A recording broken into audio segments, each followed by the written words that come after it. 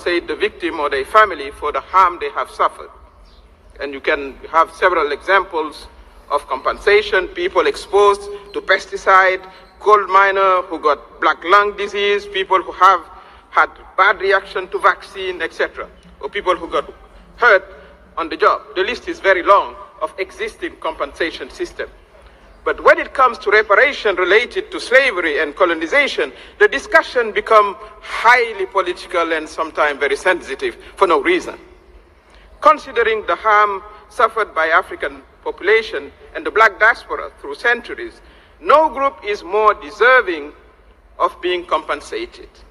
Therefore, it is my personal hope that the debate about compensation will be taken to the level of seriousness it deserves, and I can call upon the Alliance, the United Nations Alliance of Civilization, to support all efforts in this regard. One would wonder what compensation numbers would look like.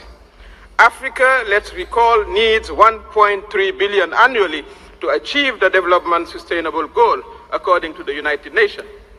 And African countries' capacity to achieve the SDGs by 2030 is estimated on an average of 53% of what it needed to achieve the goals.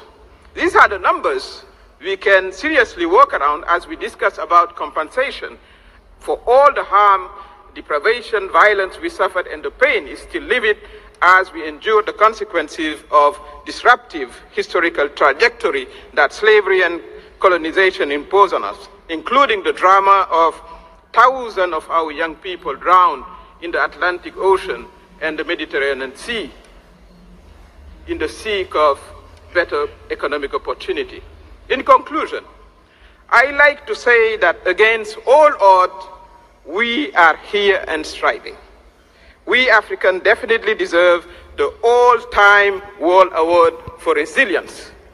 We have the youngest population in the world, with the median age of 19-year-old versus 44-year-old in Europe.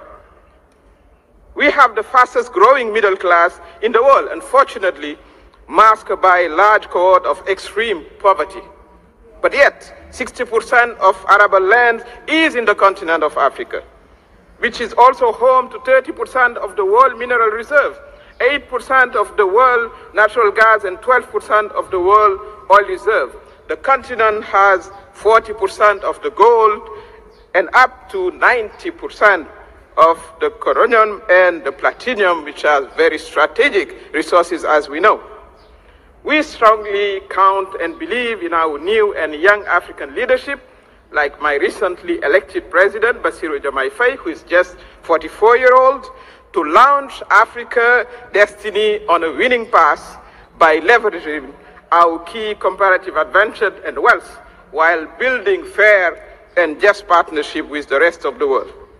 That's why we are interested in keeping a frank and open discussion going about civilization and our mutual responsibility, like the UN Alliance of Civilization does through this important annual gathering.